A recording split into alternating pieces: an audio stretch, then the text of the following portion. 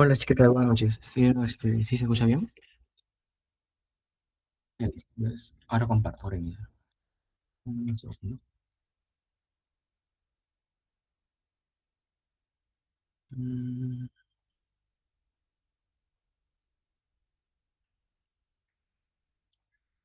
Ahí está. ¿Se puede ver la diapositiva? ¿Confirmo?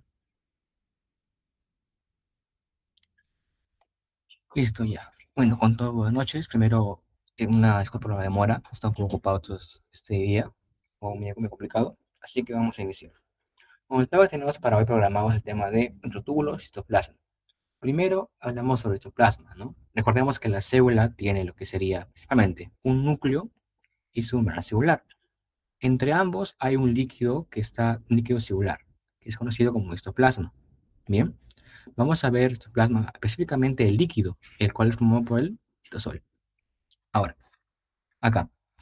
Bueno, justo como le mencionaba, esto es un poco como para recordar lo que hicimos ayer, es que en la célula cariota que tiene su núcleo y histoplasma. El citoplasma va a incluir, como pueden ver acá, todo lo que está por el espacio encerrado en organelas o en vesículas, todo lo que pueden ver alrededor, sea por mitocondrias, aparato de Golgi, retículo, de todo, y a la vez el líquido que hay o la sustancia que hay por afuera de esta, como por aquí alrededor. Todo esto va a formar o sería parte del citosol, el cual contiene tres componentes importantes. Pueden tener enzimas, que son proteínas nuevamente, que sean para funciones diferentes, como por ejemplo formación de aminoácidos, como ya mencioné la traducción del ARN, por ejemplo. Tiene nucleótidos, tiene por ejemplo, ATP, tiene GTP, por ejemplo. Hay proteínas, sea para muchas funciones en las células y entre otras más. Asimismo, lo que vamos a revisar mucho más hoy, justamente, son las inclusiones citoplasmáticas, las cuales nada más que nada son justamente conglomerados o conjuntos de, sean proteínas, sean moléculas, todo, que sirven para, digamos, funciones diferentes que vamos a ver ahora mismo. Y a la vez tienen lo que sería esqueleto, lo cuales son proteínas que van a formar un tipo de esqueleto de la célula, de bien el nombre, que van a formar estructuras que vamos a ver posteriormente. De esto lo que vamos a estar justamente ahorita es las inclusiones somáticas, las cuales justamente, como menciona acá, son productos del metabolismo celular, que pueden ser lípidos, que pueden ser proteínas, entre otros más. Están formados por diversas sustancias, de las cuales también tienen propiedades características y pueden ser con membrana o sin membrana. Vamos a ver el tipo de cada una de ellas. Algo rápido nada más. Primero, según tipos que tenemos funciones, como los nutrientes. Aquí, ¿quién va a resaltar? Justamente, bueno, antes de seguir con esto de acá, el único libro que menciona esto es el libro de Robertis, como mencionamos ayer. ¿Listo? Aquí tenemos como principal contenido aquí a lo que serían los granos de glucógeno o los llamados glicosomas, que como pueden ver acá, son inclusiones sin membrana. Lo que está alrededor no es membrana, solo son proteínas alrededor, bien, que va a contener lo que serían gránulos de glucógeno, que van a formar la conocida como macromolécula de glucógeno, que es lo que está justamente aquí adentro, conocida como partícula beta. Ahora, se encuentra en la mayoría de células animales, pero en células que requieran mucho más contenido de glucógeno, o sea que tiene más energía. Recuerda que el glucógeno, digamos, sirve como un reservorio de energía. Bien, ¿qué células en el cuerpo deberían necesitar mucho más energía que lo habitual? Por ejemplo, un ciclo más sencillo, el hígado, por ejemplo. ¿Por qué el hígado? Porque requiere constantemente estar funcionando para que pueda tener una función normal. Algo más, digamos, intuitivo. ¿Qué células del cuerpo requieren de más energía? Los músculos, específicamente el músculo esquelético. ¿Por qué? Porque constantemente vamos a hacer ejercicios, caminamos, estamos en actividad siempre. Por lo cual, estos requieren una reserva de energía para que puedan continuar con su función normal. Listo. Bueno, ¿cómo se define el hidrógeno? Se define como un polímero de glucosa. Algo simple, nada más, eso que es muy modificado. ¿Listo? Y su ubicación usualmente en las células cerca al retículo liso, que va por acá.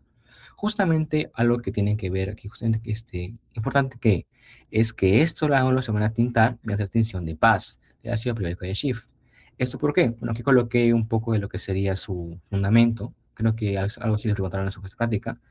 Justamente el ácido periódico de Schiff, como dice ahí, oxida grupos glicol en ese lugar, lo cual rompe enlaces. Al romper los enlaces, lo va a transformar en grupos aldehídos. Esto va a hacer que justamente, de ahí el nombre, el reactivo de Schiff va a hacer una reacción química con estos, una reacción química en ese lugar, esos grupos aldehídos, lo cual va a generar así al color, para que se pueda ver con su color característico. Entonces pregunten y tienen un poco, ¿no? Algo resumido de cómo sería el fundamento, ¿no? Cómo funciona el ácido periódico de Schiff, la tensión de paz. Listo.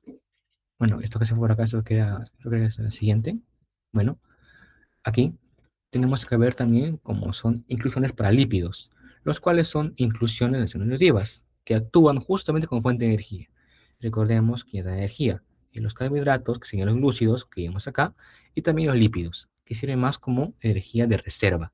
También abundantes en quiénes, en hepatocitos y células musculares. Justamente cuando ustedes lleven histología, esto importa ¿por qué?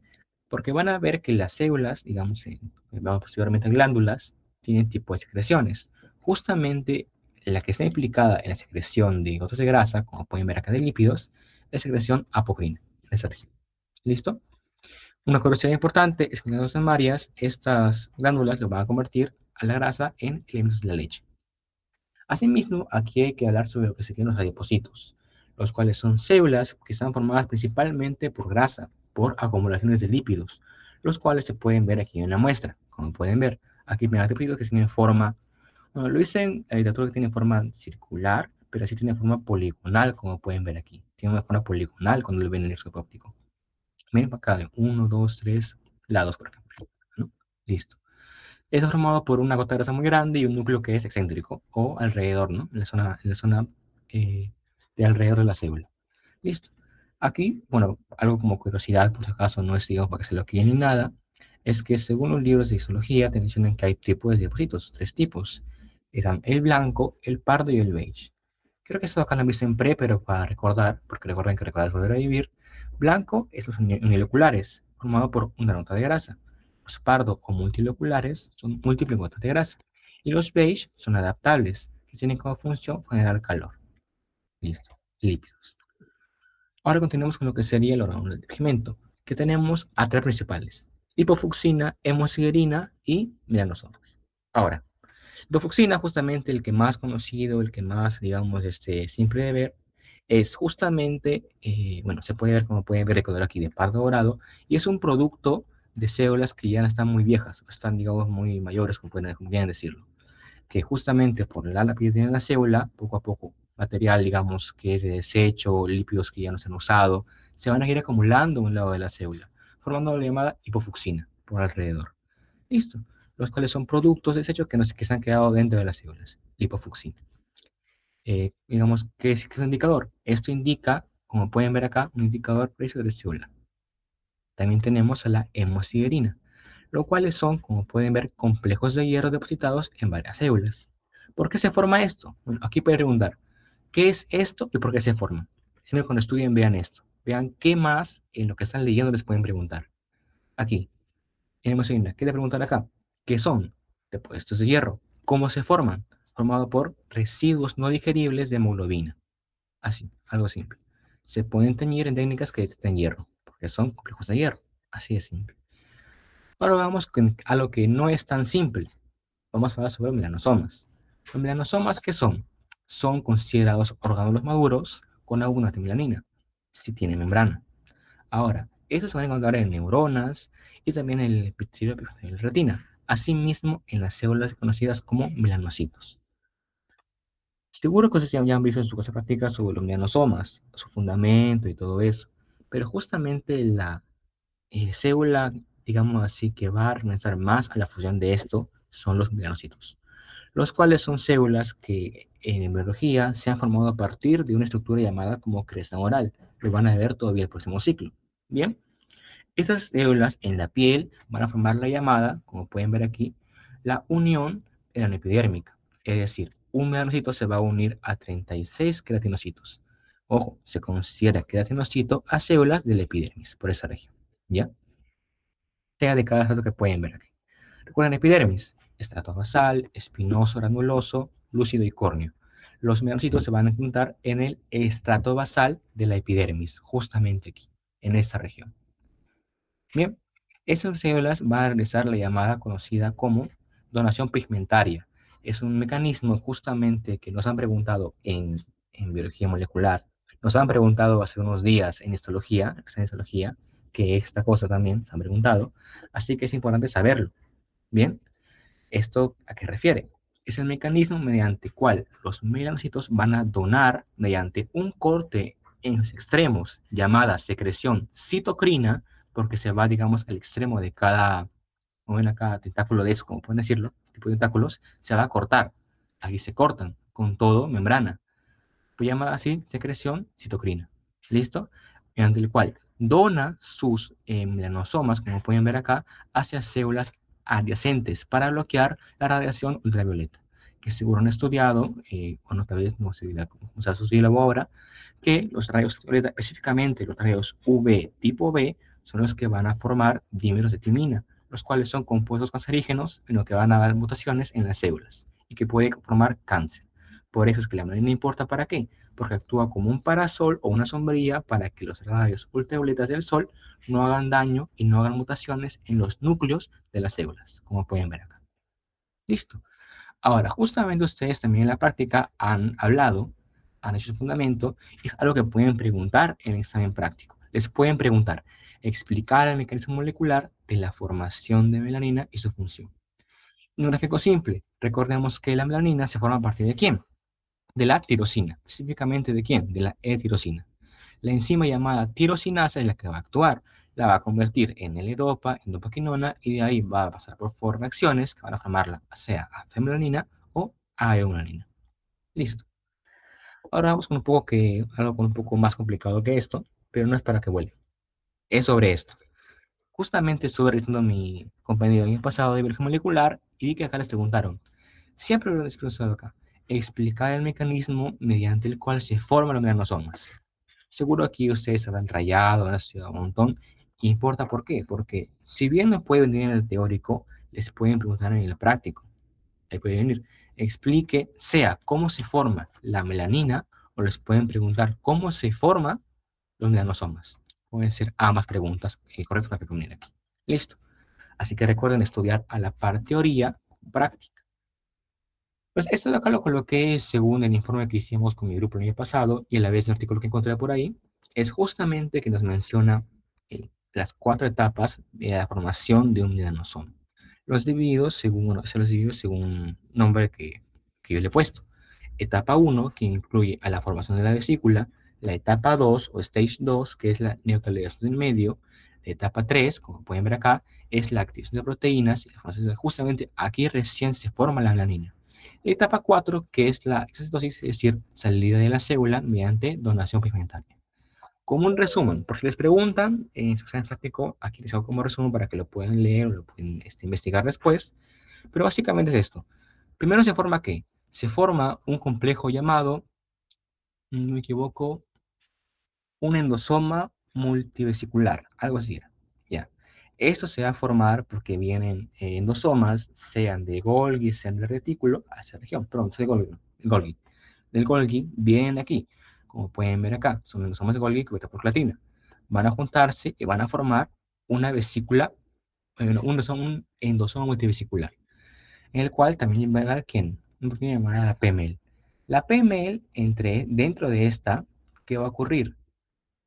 Por decir así, se va a procesar el endosoma por proteasas, que son enzimas que digieren de las proteínas, proteasas, ¿bien? Es primera unidad. Ahora, de estos sale un fragmento luminal de esta PML, los cuales se va a ensamblar dentro del melanosoma. Que no, aquí todavía no es melanosoma, se le llama etapa 1, pero el nombre correcto es endosoma temprano o endosoma multivesicular temprano, cualquiera de sus nombres. Listo. A la vez le llaman canales, sean canales y aportadores que van a acidificar el medio interno. Es decir, aquí primero el medio va a ser ácido, es un medio ácido en este tipo 1. Posteriormente, ¿qué va a ocurrir? Es que los fragmentos de PML, objetos luminales, se van, digamos, a polimerizar o se van a ensamblar entre sí en esta región. Como pueden ver, forman túbulos de un lado a otro. Bien, en la etapa 2, el medio está ácido. Va a tener que neutralizarse mediante enzimas o proteínas, canales como la OK2 o como la SLC con el 5A2. ¿Qué va a ocurrir? Van a expulsar la OK2 expulsa cloro hacia afuera, a citoplasma, lo cual hace que la carga negativa del medio sea un poco más positiva, o sea, baja la carga negativa, lo va a bajar. Así va a inhibir a una ATPase tipo 5, transportador de protones. Asimismo, la SLC45A2, que actúa como un importador de protones de azúcar, los va a expulsar a ambos para que el medio interno igual se pueda neutralizar. Aquí lo que va a priorizar es que el medio se neutralice, sea un medio normal. ¿Para qué? Para que recién en un medio normal las enzimas y proteínas aquí puedan actuar. ¿Cómo? La proteína como llamada la TIR y proteínas asociadas a esta ahora están activas. Ahora que se han activado, ya recién pueden formar a la melanina. Se preguntan, ¿en qué etapa el medio es ácido? Etapa 1. ¿En qué etapa el medio empieza a ser más neutro? Etapa 2. ¿En qué etapa recién inicia a formarse la melanina? Etapa 3. ¿Listo? En la etapa 3, ¿qué va a hacer? Justamente las proteínas ya activas, por ser en un medio óptimo, que es el medio neutro, van a formar melanina. ¿A partir de qué? De todo esto de acá. De la tirosina, de la dopa, de todo esto. Bien, es aquí donde se va a colocar acá. Asimismo, se van a reclutar más proteínas, como pueden ver que llegan de Golgi. Listo. Mediante sean moléculas RAP, moléculas SNARE, que ya han estudiado la unidad anterior. Y la última etapa es que ya aquí formado toda la melanina, va a ocurrir ¿qué? La llamada exocitosis de esa molécula. Se va a salir mediante la llamada donación pigmentaria hacia células adyacentes para cubrirlas de la radiación ultravioleta. Esa sería la formación de un neurosoma. Bien, esto de acá, por si preguntan, vale práctico, lo pueden revisar. Listo. Ahora, de todo lo que hemos revisado hasta ahora, veamos algunas preguntas, porque recuerden, siempre hay que, bueno, ahora que están cerca para un examen, no es tanto que ahorita profundicen, sino ahora es pregunta-respuesta nada más. Tienen que estudiar, preguntarse y responder, porque el examen que sigue, porque el examen ya va pronto, ¿no? El examen es el día martes, falta poco. Así que, bien, pregunta 1. ¿Qué dice? Bueno, esto acá es una pregunta que hicimos también ayer, pues recordarán, bueno, aquí menciona, ¿cuál es el valor del pH promedio de tu somática? La pregunta 1, ¿cuál sería la clave? ¿Alguien que pueda participar por ahí, en el chat?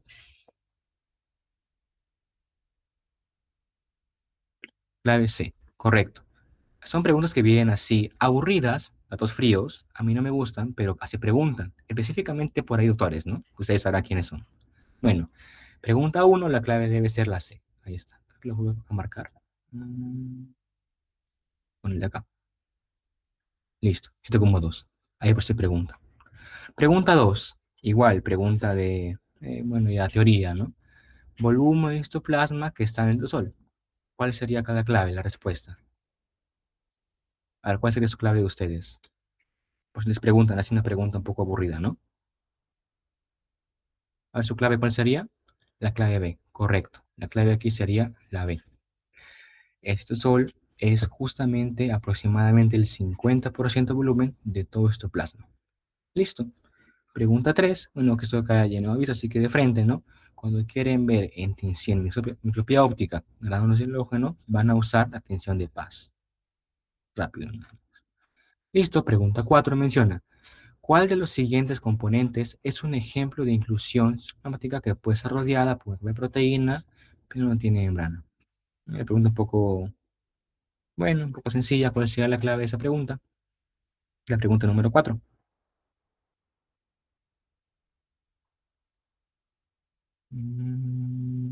La clave la B, correcto. La clave la B. Recuerde que es una inclusión sin membrana. Y por último, ya una pregunta de nivel. Ya, aquí sí ya es un poco más complicado sacar la clave.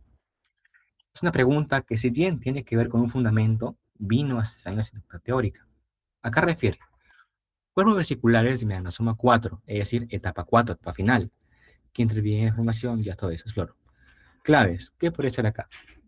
¿Qué dice la A? Tiene cantidades elevadas de tirosina, ¿verdadero o falso y por qué? ¿Por qué creen? La A, eso no es, de las 5.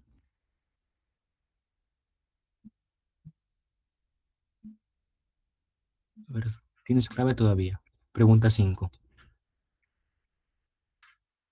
A ver, vamos a ver clave por clave. Correcto, eso es correcto. Correcto, Alejandro. Porque la tirosina ya fue procesada o metabolizada, como dice él. ¿Por qué? ¿En qué etapas? En la etapa 3, la tirosina se usó para formar la melanina.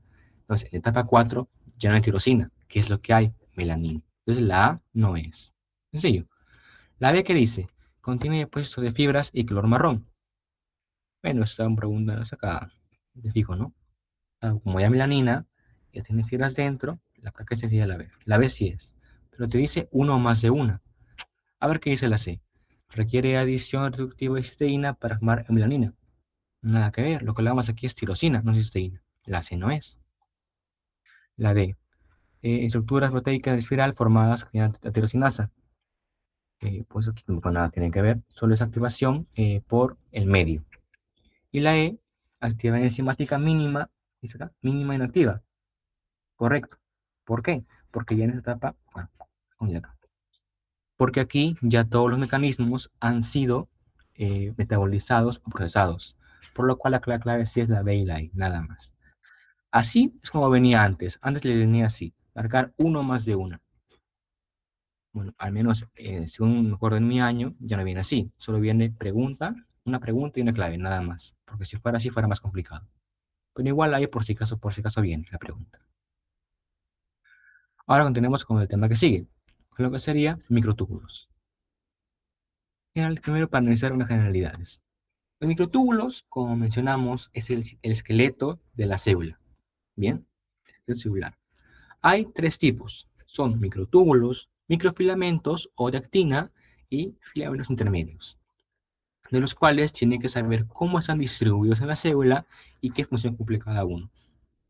Hoy vamos a revisar específicamente los microtúbulos y ya creo que más tarde, no me equivoco, mañana van a estudiar lo que son los de actina y los intermedios, de los cuales justamente tienen más relación quién o quién.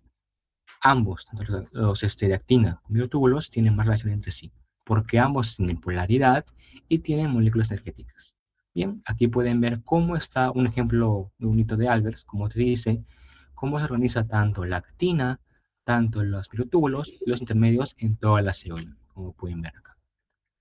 Listo. Entonces, el tema de hoy que vamos a revisar va a ser microtúbulos. Listo, microtúbulos. Ahora sí. ¿Cómo se definiría o qué es un microtúbulo?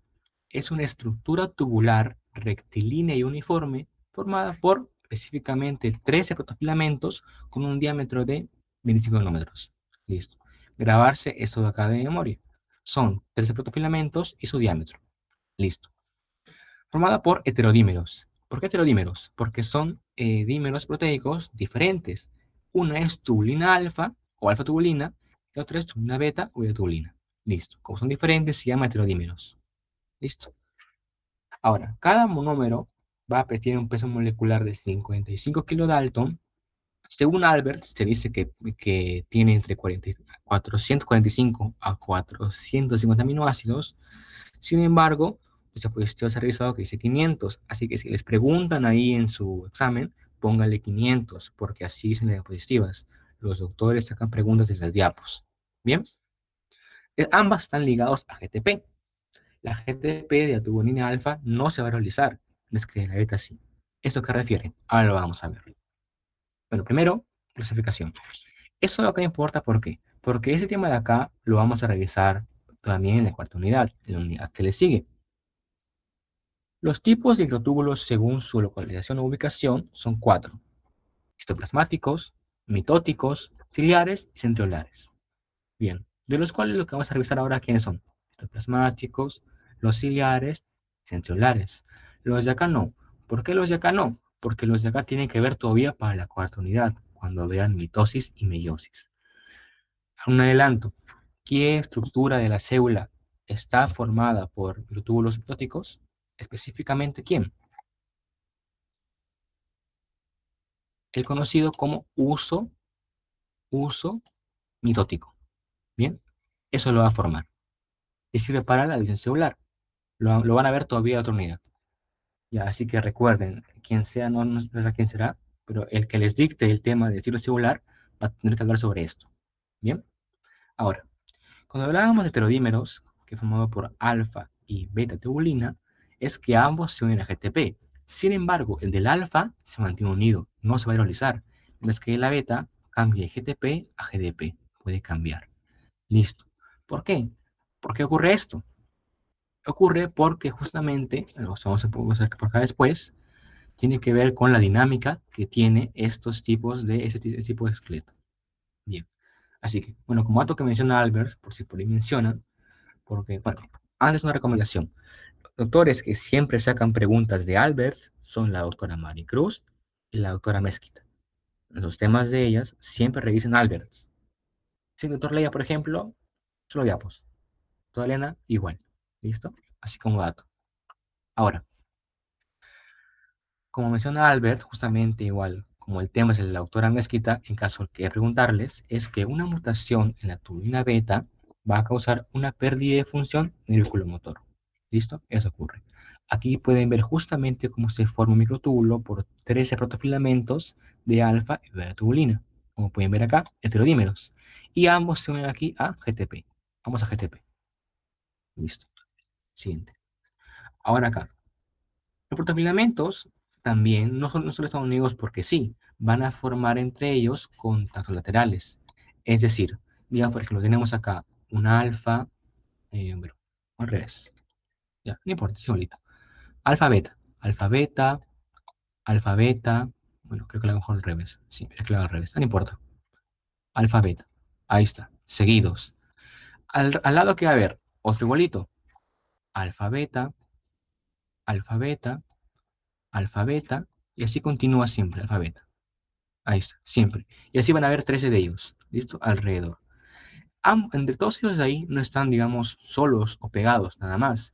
Entre monómeros iguales, sea alfa con alfa, beta con beta, ¿qué va a haber? Van a haber contactos tipos de enlaces, los cuales van a ayudar a mantenerlos unidos, lo cual hace que los microtúbulos sean, como dice acá, rígidos, rectos y sean difíciles de doblar. Listo. Eso refiere a lo que mencionaba aquí. Bien, esto de acá. Ahora, ¿a qué se refiere con la polaridad? Recordemos, si les preguntan qué estructuras del esqueleto tienen polaridad, solo son dos, microtúbulos y filamentos de actina. ¿Por qué? ¿Cómo crece un microtúbulo? Crece en heterodímeros, alfa beta, alfa beta, alfa beta, y así continúa. ¿Listo? Así continúa. Pero va a dejar justamente un extremo de que tiende a alfa para allá y uno que tiene a crecer, que es para allá. Por allá crece y por acá no. Por ende, tiene un extremo negativo y un extremo positivo. Crece hacia un lado. Listo. Ahora, hablemos de lo que refiere la inestabilidad dinámica del microtúbulo. Tiene que ver y está estrechamente relacionado al GTP. Si el GTP se hidroliza o no. ¿Qué ocurre acá? Justamente como mencionamos en el alfa aquí y el beta, ambos tienen unidos un GTP. Ambos unidos GTP. Sin embargo, el GTP de la unidad beta, perdón, del turbina beta, perdón, se puede, digamos, dividir en GDP y fosfato orgánico. Entonces, se puede hidrolizar. ¿Y eso qué hace? Como dice aquí, la energía que esto causa hace que la tubulina unida a GDP posteriormente se va a tener mucho más energía. Como dice acá, aquí, tal y como dice Alberts, la energía de este GTP se almacena como presión elástica en este punto. Listo. ¿Eso qué causa? Que la tubulina unida a GDP tenga mucho más energía que unida a GTP. Es decir, esta de acá va a ser mucho más energía, va a estar más cargada que la alfa. A eso refiere. Por lo cual, a más energía es más desorden. Más desorden tiende a la despolimerización, como menciona acá. En cambio, menos energía, hay más orden. Por química, tiende a la polimerización. Ahora, como menciona Albers, una turbina con GDP se llama forma D, con GDP, forma T, según menciona Albers. Ahora, es justamente lo que está acá, es como el microtúbulo va a crecer y se va, digamos, a cortar. En la parte, digamos, más del extremo positivo, tiene una caperuza. Recuerden cuando vieron la segunda unidad sobre la caperuza, por ejemplo, ya, a eso se le llama esto, caperuza, capuchón, o digamos, una tapa, algo así, una tapa de GTP, en la parte, en el extremo positivo. ¿Qué ocurre acá? Mientras esto vaya, va a permitir que puedan seguir, el microtúbulo se pueda seguir nucleando, pueda crecer más, crece más, como pueden ver, acá crece más. Sin embargo, si es que hay una hidrólisis de este GTP de la caperuza de este microtúbulo, ¿qué va a ocurrir?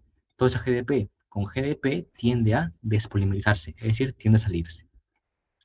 Ahora, justamente queda acá, por ejemplo, con esto de acá. ¿Por qué acá tallarines, fideos? Imagínense ustedes tallarines, conocen su caldo de gallina, por ejemplo, con fideos. Tienen acá con tallarines un montón. Se ponen todos juntos. Los microtúbulos son parecidos a estos. Son rígidos, son rectos, son fuertes. Listo. Si ustedes hacen presión entre sí, digamos, agarran un montón, no solo uno, agarran un montón de ellos. Listo. Hacen presión entre ellos, es complicado de doblar, ¿cierto? Pero al final, cuando esto, digamos, llega a una estabilidad, como pueden ver acá, con mucha energía, tienden a romperse. Es decir, todos acá los túbulos se pueden romper hacia un lado. A eso refiere. Es una semiología, ¿no? Que parecen así como que tienden a parecerse a fideos, los microtúbulos. Bien, justamente acá pueden mencionar, en caso les pregunten, ¿no? Una pregunta que tiene vino en su teórico, bueno, pero en su práctico que puede venir, es explicar el mecanismo de formación de microtúbulos. Aquí, esto de acá tiene relación. Como pueden ver acá, los microtúbulos tienen que ser hacia un lado, al signo positivo, signo negativo. Sin embargo, hay dos mecanismos que actúan aquí. Tenemos a la catástrofe y tenemos al rescate. La catástrofe es cuando se pierde el extremo más GTP, se pierde, como pueden ver acá, se pierde, ya no hay. ¿Eso qué causa? Como hay acá mucha energía, tiende a la despolimerización, tiende a despolimerizar. Como pueden ver acá, se van, pero acá se pierde. Pero después, cuando hay un cambio de ese GDP por GTP, esto puede tender al rescate. Eso se le llama rescate. Se vuelve a tener una caperuza de GTP, por lo cual pues, los túbulos pueden volver a crecer. Aquí. Listo, pueden crecer. Justamente eso es lo que mencioné acá. Con eso, pues, acá pueden ver cómo mi túbulo va a crecer y acá cómo se va a acortar. ¿Listo?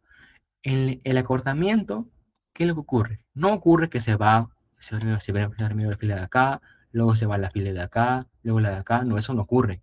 Aquí lo que ocurre es que justamente todo se empieza a estabilizar, por lo que, como se puede ver aquí, tienden a formar ramas hacia afuera, los cuales, cuando se liberan, forman pequeños conjuntos de proteínas, los cuales son oligómeros de tubulina, todo lo que está acá.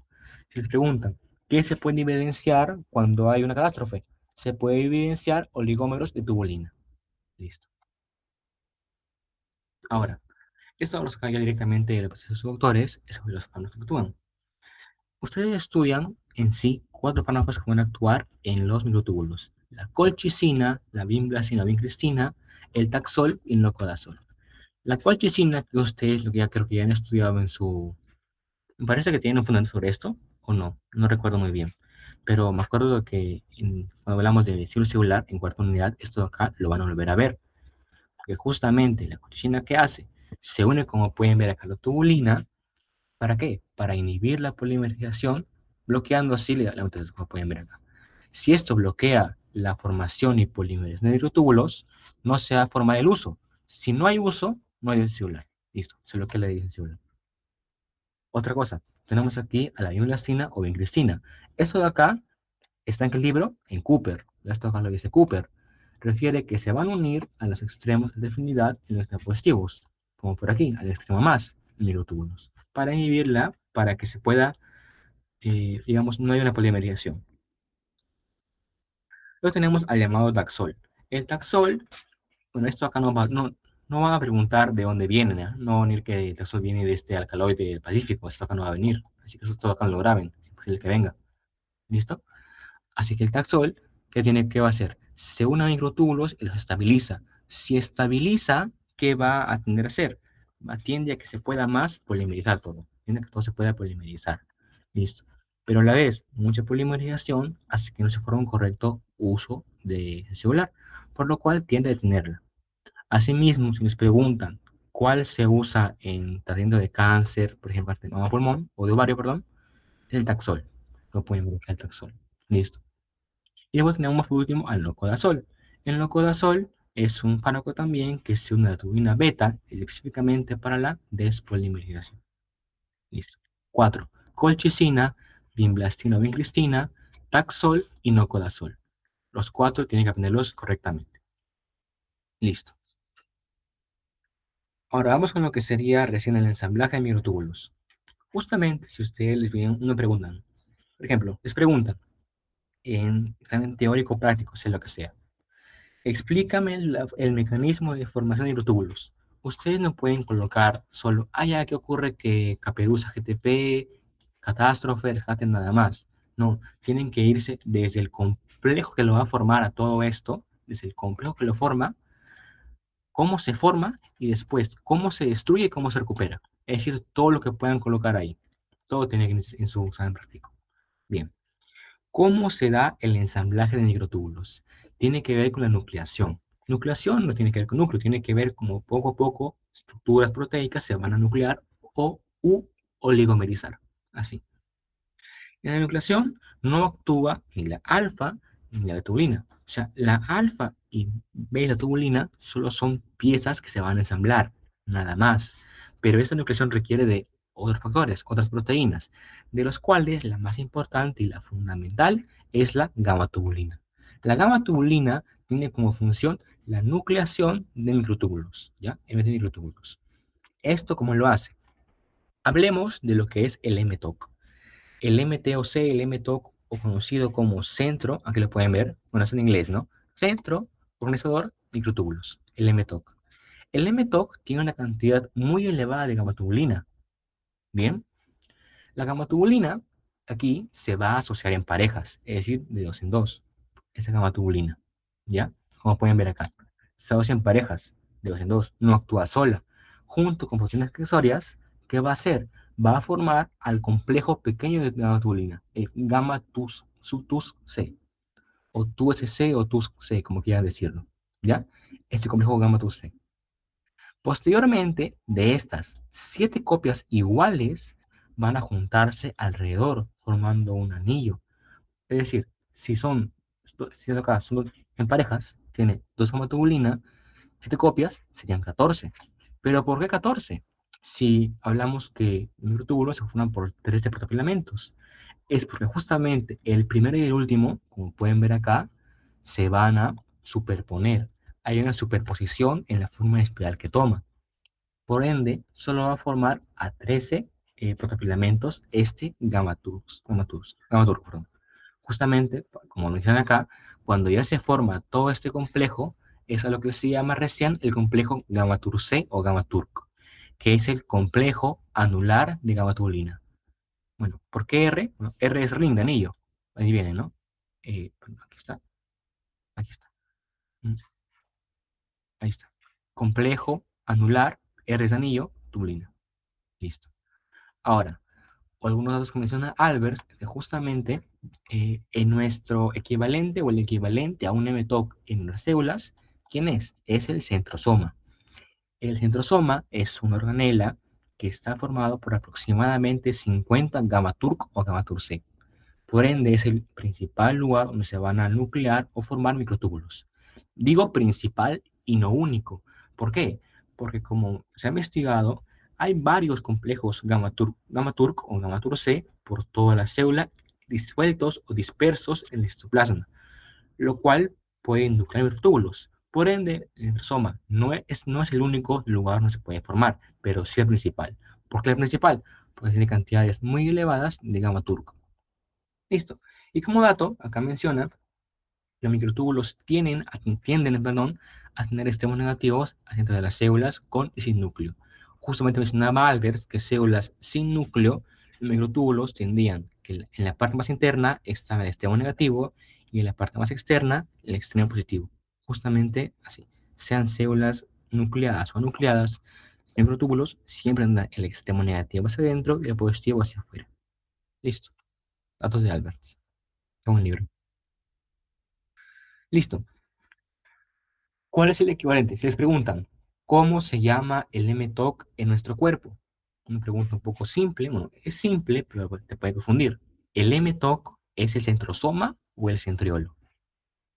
Es el centrosoma. Es lo que va a incluir al centriolo.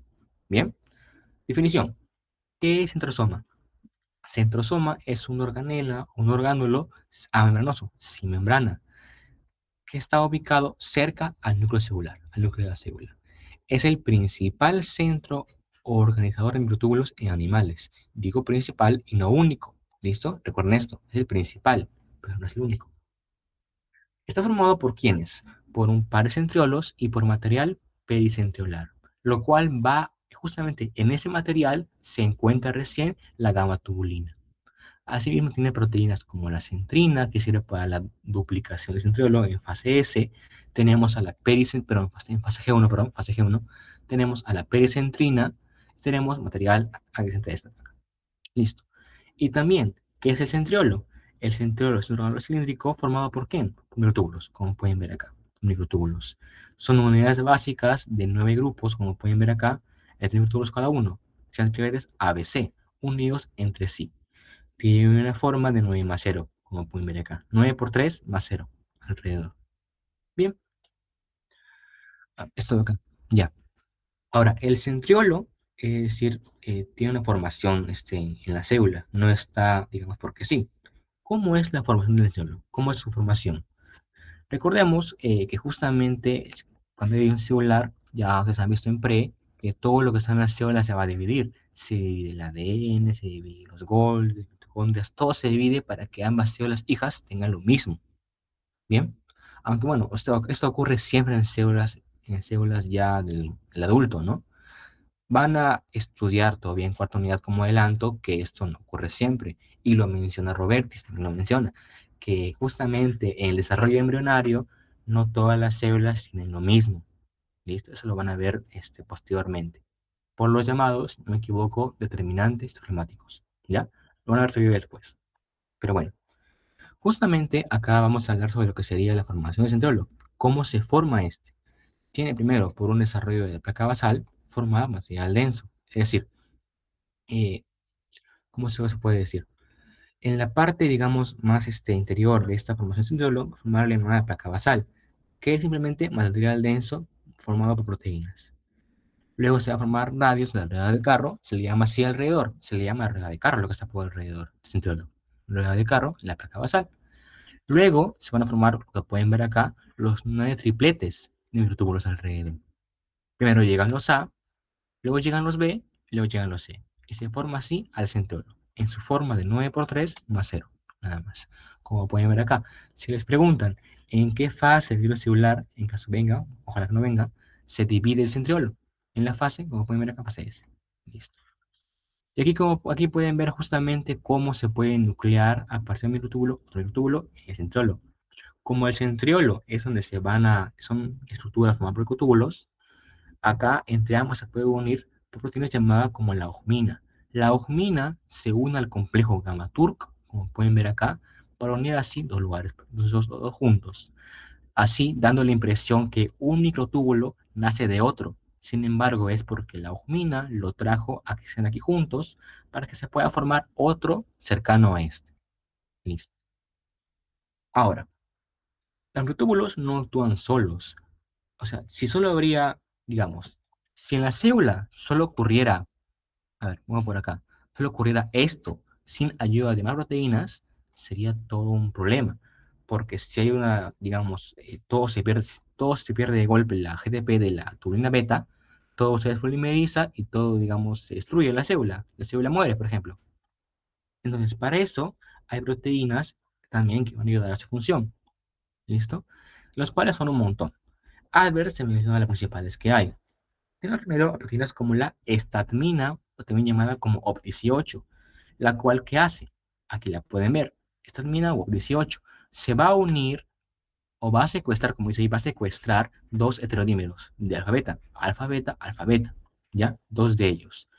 Justamente cuando, digamos, hay un ciclo celular digamos, en la célula se divide, esa mina se va a fosforilar.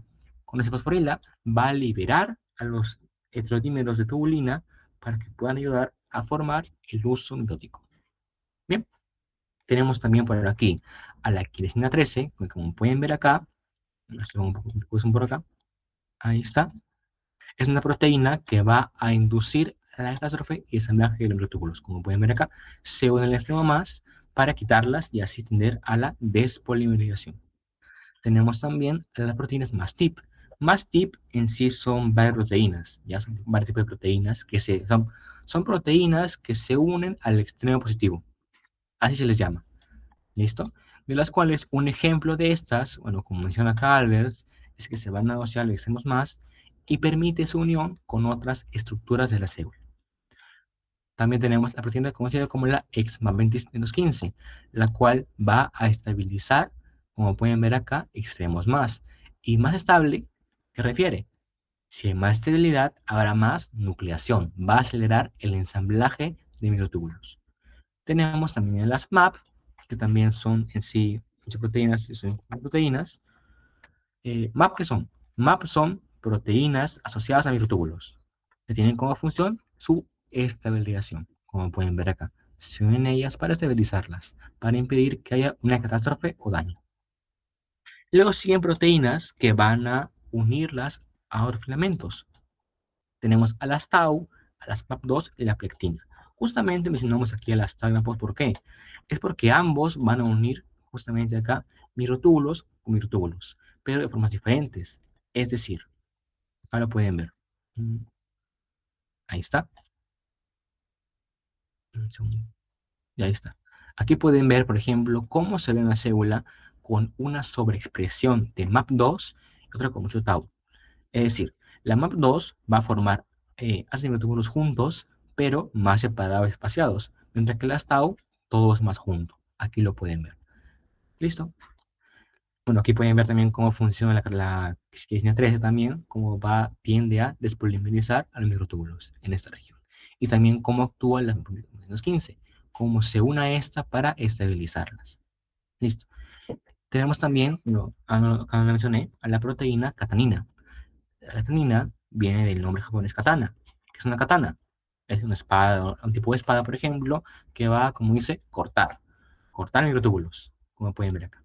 Viene acá y lo corta de una. Eso acá es acción de la catanina. Listo. Y por último, la pectina, que es una proteína que une a microtúbulos con filamentos intermedios. Es su función. La plectina. Aquí pueden ver todo eso que ves en el. Listo. Ahora falta poco para acabar. Vamos a hablar sobre las proteínas motoras. Listo. Proteínas motoras que hay en microtúbulos.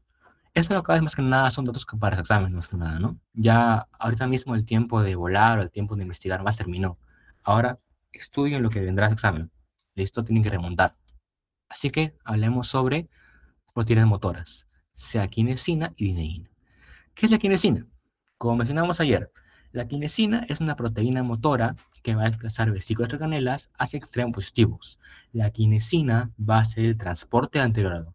Si les preguntan, ¿qué proteína tiene como función el transporte anterorado? Es la kinesina. Y viceversa, ¿qué proteína tiene como función el transporte retrógrado? ¿Quién lo hace? La dineína. Listo. Claro que eso puede cambiar, según pueden haber excepciones solamente, pero eso no lo vamos a ver hoy. Vamos a ver lo que viene del examen. El transporte antegrado, retrógrado. Bien, la dineína, bueno, perdón, la kinesina, bueno, en caso les pregunten como teoría, bueno, datos aburridos que tienen que aprender lamentablemente, bueno, nunca he sido partidario de que vengan a preguntar así, cuánto pesa o cuánto mide una proteína, porque es algo que no tiene importancia. O sea, ¿a mí de qué me sirve? Yo le voy a decir a mi paciente, sí, sí, sí, amigo, pasa de que usted está mal porque su kinesina que pesaba esta cantidad de Dalton está, digamos, con un peso menor. Eso acá no importa. Eso es lo que no son datos relevantes en sí. Lo que importa, ¿qué más aquí? Importa saber qué hace cada dominio, sí importa, y también su función. Son cosas que sí importan, sea para fisiología, para psicología, para todo lo que vean después. Entonces, tenemos aquí cómo sería una kinesina, formada por una cabeza, un cuello, un tallo y una cola. ¿Listo? Como pueden ver acá. Ya. La cabeza va a tener el llamado dominio motor. Son los extremos. Recuerden que proteínas, ustedes han hablado sobre extremo N-terminal y extremo terminal. Aquí está el grupo amino terminal, este el terminal.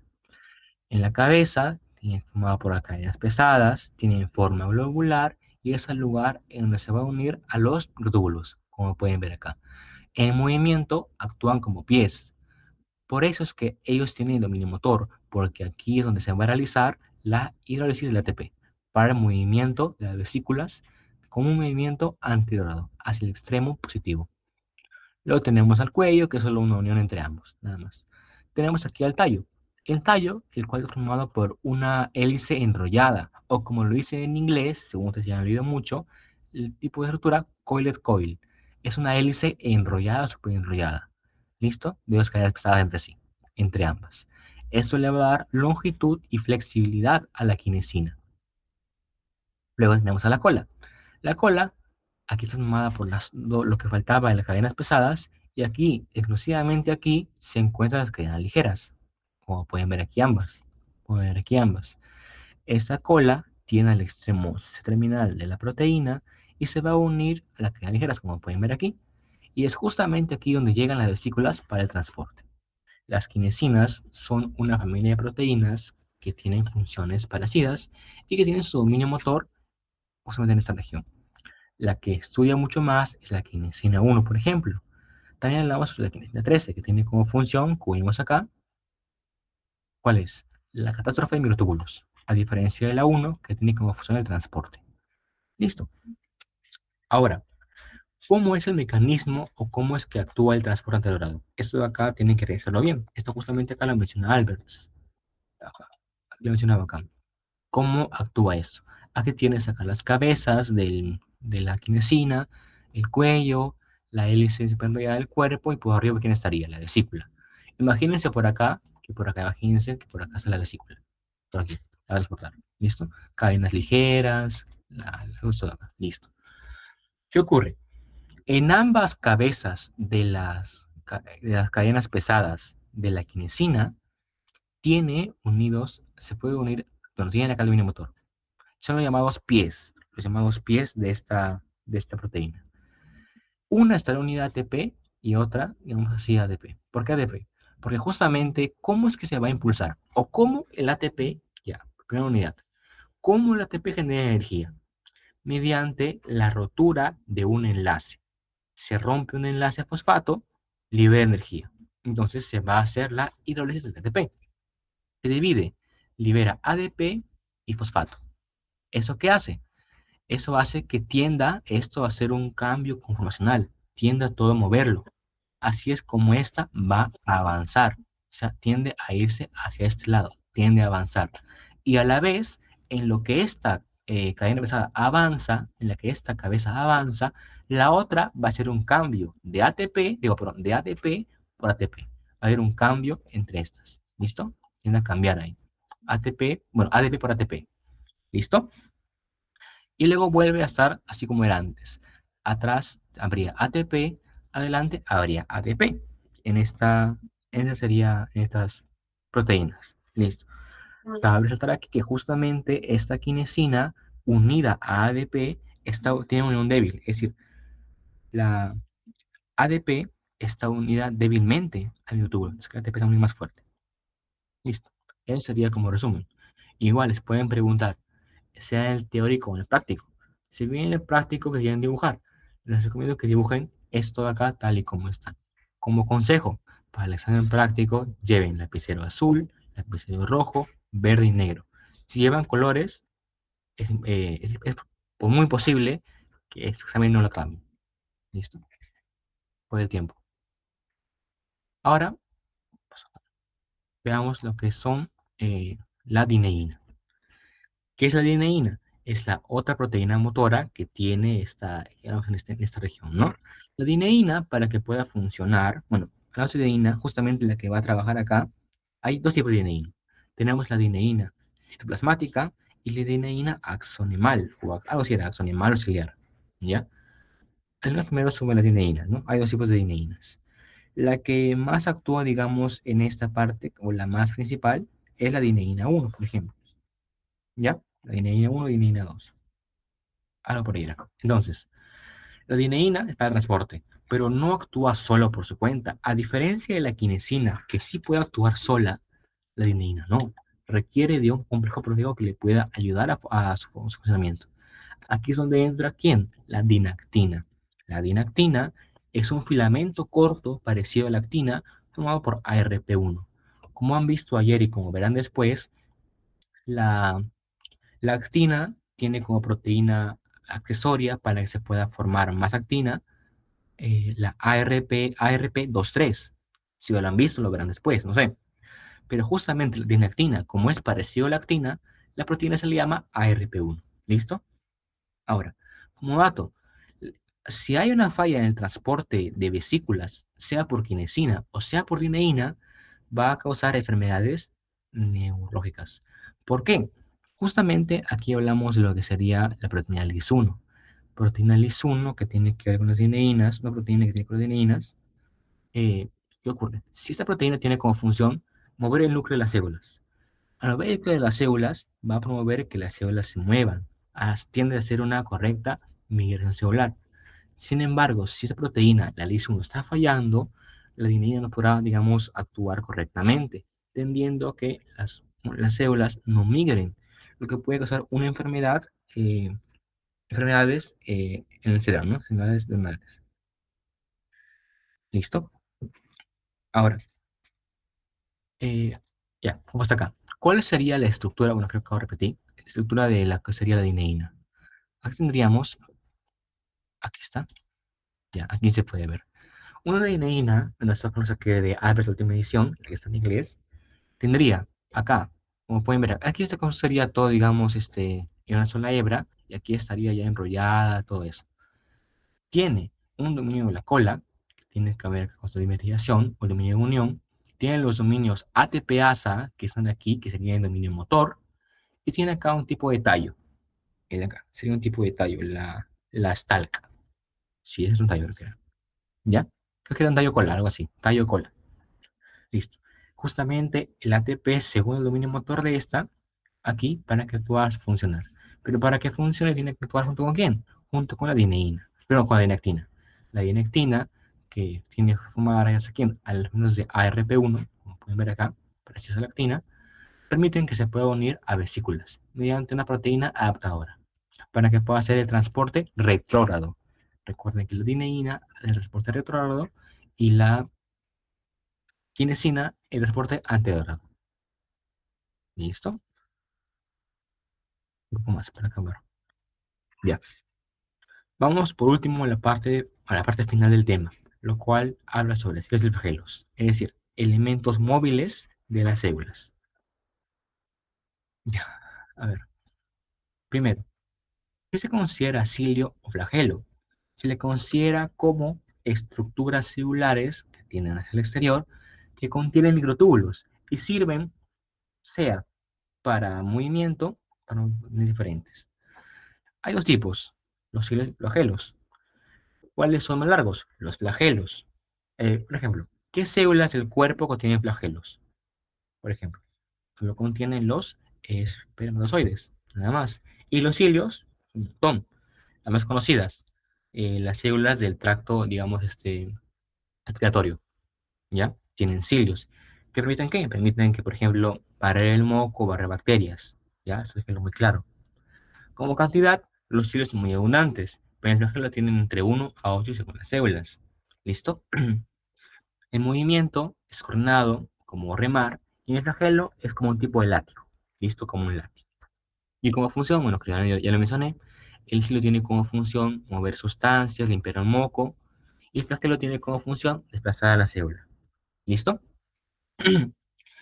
Como pueden ver acá, estaría formado ambos por lo que sería, a ver, aquí está, tanto un cuerpo basal, una zona de transición y un axonema. ¿Listo? El cuerpo basal, que es parecido a un centriolo, 9 por 3 más 0. Listo. La otra transición es el punto en donde va a cambiar esta de cuerpo basal al axonema. Y lo tenemos al axonema. El axonema está formado por una estructura de, como yo lo digo, 9 por 2 más 2. ¿Listo? 9 por 2 más 2. Así es como actúa, digamos, el axonema, su función. Como pueden ver acá, esto de acá pregunta mucho en teórico. ¿Qué proteína une a los dímeros de tubulina? La anexina. ¿Qué proteína une entre ambos microtúbulos? La pectina. Bueno, un segundo. Ahora sí. Ya. Esto de acá viene el teórico, que es la anexina, que textina. Yo me acuerdo porque justamente viene el teórico esto, y esto de acá no me acordé. Yo marqué como clave anexina y la clave tectina. Así que les recomiendo que esto de acá lo lean porque esto de acá sí viene. La anexina une a los dobletes de microtúbulos, los une entre sí, mientras que la tectina une a los microtúbulos, entre ambos, los une entre ambos. ¿Listo? Ya. Ellos tienen hacia adentro. ¿Listo? Y en el medio de todo esto de acá tenemos a un par de microtúbulos solos, o conocidos como singletes. Dos singletes aquí. ¿Listo? Así como se forma. Esto de acá, después, ya, como lo mencioné, tiene acá tu cuerpo basal, zona de transición, eso sería el axonema. ¿Listo? ¿Algo más por acá? ¿Esto para qué lo puse? Allá. Esto de acá es justamente lo que menciona Albert de cómo se da una formación de los cilios, por ejemplo, o cómo se da la división de los intronos. Es que justamente aquí en la fase S se va a dividir lo que sería el centrosoma, se divide en dos, y se va a ambos lados de la célula. Cuando estudiemos ciclo celular, veremos esto, cómo se da y por qué es importante para la división celular, sea mitosis o sea meiosis. ¿Listo? Aquí se puede ver cómo tendríamos aquí el cuerpo basal, la zona de transición, y lo que sería aquí el axonema, formando al cilio primario. El cilio que más tenemos aquí es el primario, pero hay más tipos de cilios, ¿ya? Pero eso de acá no viene al caso. Cuando usted estudien ya histología, ya van a hablar sobre cilios primarios, por ejemplo, cilios nodales, ¿no? Así varios más. Eso lo van a ver ya seguro que después. ¿Listo? Ah, sí, algo me olvidaba. Si hay un problema, por ejemplo, una anomalía en la dineína ciliar, por ejemplo, eso acá está en Alberts, menciona, forma una enfermedad conocida como síndrome de Cartagener. El síndrome de Cartagener, digamos, tiene que ver, por ejemplo, cómo se expresa. Y se expresa como hay un problema en la dineína ciliar, habrá problemas con los túbulos. Puede causar ciclos inversos. ¿Esto por qué causa? No, por acá. Eso les pregunta en clínica también que venga el de Alberts, el síndrome de Cartagener. El síndrome de Cartagener, conocida como disenesia ciliar primaria. Ocurre que hay fallas en la dineína ciliar. ¿Qué ocurre aquí? Va a ocurrir situs, situs inversus. ¿Eso qué es? Es que los órganos del cuerpo estén volteados, ¿no? Estén volteados. Digamos, un órgano que está, digamos, por un lado, está por otro lado, por ejemplo. Así varía todo eso. ¿Eso por qué ocurre? Ocurre porque no habrá una correcta función de los cilios. Los cilios nodales, que tenían que mover las células de un lado a otro, no van a actuar correctamente, causando esta enfermedad. ¿Listo? Asimismo, ¿qué más ocurre en nuestra enfermedad general? También va a ocurrir problemas, digamos, va a causar esterilidad, esterilidad masculina. Masculina. Recordemos que los flagelos también tienen microtúbulos, también tienen sus tineína ciliar, por ejemplo. Si no se puede conformar correctamente esos microtúbulos que tienen que ver en los flagelos de los espermatozoides, no habrá, digamos, una correcta función de estos, por lo cual el hombre queda estéril. Esto también ocurre. Listo. También pueden haber problemas respiratorios, ¿no? Porque, digamos, si no hay, digamos, un correcto movimiento de los cilios, no se puede mover el moco, no se pueden mover, digamos, las bacterias y tiende a tener más enfermedades en el tracto respiratorio. ¿Listo?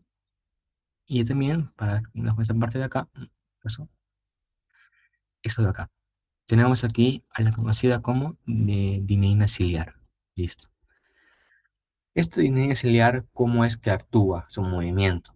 La dineína ciliar actúa así como en parejas, como pueden ver acá. Cuando actúa esta dineína, tiende a las moléculas, digamos, los túbulos, a moverlos a ambos lados. Es decir, tiende a que se puedan desplazar hacia adelante, como pueden ver acá. Se mueven hacia ambos lados. Pero si esto ocurre, pues obviamente que está mal, eso no debe ocurrir. Por ende, entre ambos, también hay proteínas de unión, como pueden ver acá. Proteínas de unión, los cuales hacen que el movimiento de, que hacían estas proteínas, dineínas ciliares, ya no sea un movimiento de desplazamiento, sino sea un movimiento de torsión o de flexión, que tiene que ver justamente el gen más conocido, el movimiento que va a tener el espermatozoide. También tiene que ver con cómo se mueven los cilios, bueno, cilios y flagelos en ambos. Porque aquí tenéis en cuenta la dineína ciliar. Listo. Eso se refiere a lo que serían los flagelos. Recordar claramente, justamente, cuándo se considera cilio, cuándo se considera flagelo, las partes de cada uno, por esto que preguntaron cómo es la estructura del cuerpo basal, preguntaron cómo es la estructura del tonema, también han preguntado. Esto tienen que recordar perfectamente, ¿no? Cómo sería ambos. Y por último, esto había preparado, estaba preparada, pero ya no me dio tiempo, quería colocar más preguntas, pero bueno, acá hay tres nomás, bueno ya, peor es nada, así que de una vez, hay que hacerlas. Pregunta uno, pregunta sencilla.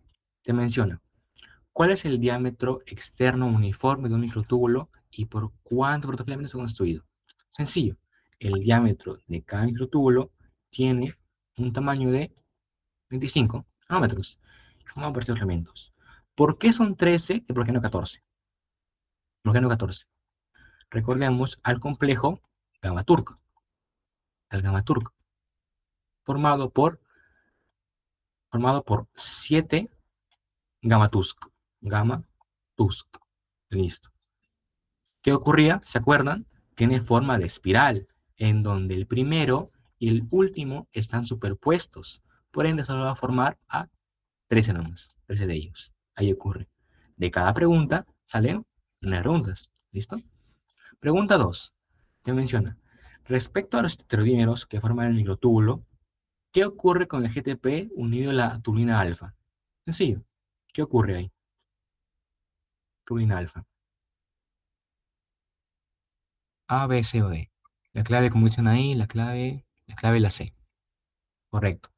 La tubulina alfa no se hidroliza, queda atrapado en la interfase entre monómeros. Listo. Es decir, o sea, ¿eso qué refiere? Para decirlo cada una vez, no se va a ir la idea. Por acá está. Mm, Aquí está. Como pueden ver acá, como ambos están acá unidos, el GTP que está unido a la alfa-tubulina queda pegado entre ambos. Es decir, no puede salir. Como se queda encerrado, ya pues se quedó ahí. No sale. A eso refiere. Por último, bueno, ya un poquito más nada más para acabar, una pregunta. Es sencillo, ¿no? En la inestabilidad, en la inestabilidad dinámica, ¿cómo se denomina al proceso en el que se pierde la etapa de GTP y el microtúbulo comienza a curvarse y encogerse? ¿Cómo se le considera o cómo se le llama? Correcto, se le llama catástrofe. Y cuando se recupera, ¿cómo se le llama? Cuando se recupera, se le llama rescate. Correcto, el rescate. Listo. Y justamente quería acá darles una pregunta, lo que mencionaba. Si ustedes les preguntan, bueno, esto ya no. Si ustedes les preguntan, un segundo, por aquí, abajo nada más. Ya. Digamos que ustedes les pregunten, explique el mecanismo de formación de microtúbulos. Ustedes, ¿cómo tienen la pregunta? Primero tienen que hablar sobre el centrosoma. El centrosoma que tiene su material pericentriolar y también tiene sus centriolos. Tienen que hablar de ambos. Luego que del centriolo, mediante una proteína llamada augmina, la une con un complejo llamado el complejo gamma-turk. Tienen que hablar qué es el gamma-turk, que tiene 7 copias del complejo gamma-turk o gamma-turk-C, que equivale a 14 tubulinas alfas y que estos coproteínas accesorias tienden a o van a nuclear a protofilamentos de un microtúbulo. 4, 8, 9, 10, 11, 12 y 13. Ahí está, para que puedan crecer. Y a la vez, ¿qué ocurre acá? Viene acá, la alfa-tubulina, la beta, ambas unidas a GTP, ¿ya? GTP. Pero aquí puede ocurrir un proceso denominado como catástrofe o rescate, A la vez que puede tener proteínas accesorias que tienden a la polimerización o tienden a la despolimerización. Por ejemplo, ¿como cuáles? ¿Qué proteínas tienden a ayudar a que haya más polimerización aquí? Un ejemplo, proteínas TIP. TIP lo van a polimerizar, tienen la nucleación. Proteínas XMAP XMAP era 25, no, era SMAP, creo que era así. La XMAP tiende a polimerizar. También tenemos a la proteína lo que polimerice, ya las de ahí. Y proteínas que tienden a la despolimerización, que tienden al, bueno, sería por decir así, proteínas que tienden al rescate y que tienden a la catástrofe. Tenemos, por ejemplo, varias. La catanina, que actúa como una katana que los corta, la catanina, actúa también la estatmina, que va a secuestrar a dos heterodímeros de tubulina, estatmina. Tenemos también a la quinesina 13, recordemos que es parte de las quinesinas, que no tiene función móvil, pero que va a inducir a las gastrofes de los microtúbulos, y así creo que había varias más. Listo. Si les preguntan, ¿cómo se forma el microtúbulo? Ah, pues, en el heterosoma, que sería el mTOC, el centro de esos microtúbulos, tiene centriolos y material precentriolar. Entre estos tiene gamatubulina. La gamatubulina es la tubulina que va a formar a los microtúbulos. Los centriolos están formados por microtúbulos. A estos se les va a unir una proteína llamada augmina, la cual lo une con un complejo gamma-turk. El complejo gamma-turk está formado por 7 gamma-tusk, que tiene a 14 gamatulinas, las cuales se juntan en forma de espiral que van a iniciar junto con proteínas accesorias a la polimerización de microtúbulos, formados por dos unidades, bueno, perdón, proteínas, perdón, no proteínas, alfa y beta tubulina. Ambas son de GTP. Conforme crece, pueden haber dos mecanismos, la catástrofe y el rescate. Esto refiere a que si se pierde la caperuza de GDP o el extremo de GTP aquí y queda como GDP, al haber más energía, tiende a la despolimerización. ¿Y que se rescate? Es que justamente si el intercambio de GDP por GTP, tiende a esto a volver a como estaba antes. De nuevo tiende a polimerizar. Asimismo, eso no actúa por su cuenta. Hay proteínas que pueden ayudar a la polimerización y al rescate, a la despolimerización y a la catástrofe. ¿Como cuáles? Como la TIP, que es un neutrino positivo, como la positivo que tiene a la polimerización, a esta que las corta, a esta que secuestra y a esta que destruye. Y eso sería el mecanismo mediante cómo se haría la formación de microtúbulos. Eso les pregunten, ¿ya? No así. También pueden preguntar acá, ¿no? También pueden preguntar, explicar, por ejemplo, el mecanismo o explicar cómo se mueve una kinesina. Tienen que saber esto de memoria. ¿Dónde está? Esto de acá en célula de memoria. Todo esto de acá. ¿Cómo se da? Con solo saber la imagen, saben los pasos. Que hay ATP, hidroliza, se mueve, hay un cambio y listo. Eso de ahí tiene que explicarlo, obviamente mejor, en su examen que venga. Listo. A la vez, digamos, después también hay que preguntar, ¿cómo funciona una dineína? Una dineína funciona junto con quién? Con una dinactina, que ayuda al movimiento. Listo. Y así varias más. De cada pregunta que vean, de cada pregunta teórica que vean, tienen que estudiar también las prácticas. ¿Listo? Porque ustedes van a dar un examen teórico, práctico. Como última recomendación, al examen práctico y teórico, el día martes, lleven cuatro cosas. Lapicero azul, lapicero rojo, lapicero verde, lapicero negro. ¿Por qué? Porque ocurrió en promoción que hubo compañeros que llevaban justamente colores, porque decían, viene para dibujar. Allá, llevan colores, o sea, su pregunta lo hacían bonito, lo hacían hermoso, bacán, mejor que yo. Pero ¿qué pasaba? No les daba el tiempo para las preguntas, no les daba el tiempo. Y eso juega en contra. Es mejor que tengas una pregunta, digamos, una pregunta, tenemos un examen, ¿no? Muchas preguntas. Si no es una pregunta, tienes cero. Pero es todas preguntas medias, tienes más puntos que un cero, obviamente, ¿no? Así que, como les digo, traten de hacerlo, si bien, háganlo bonito, háganlo bien, pero háganlo todo. Eso sí, háganlo todo. No dejen nada vacío en el examen, sea para el teórico o sea para el práctico. Y listo, eso fue todo por mi parte del día de hoy. Si tienen alguna duda alguien, alguna pregunta, normalmente pueden hacer. Estoy abierto a preguntas y a recomendaciones.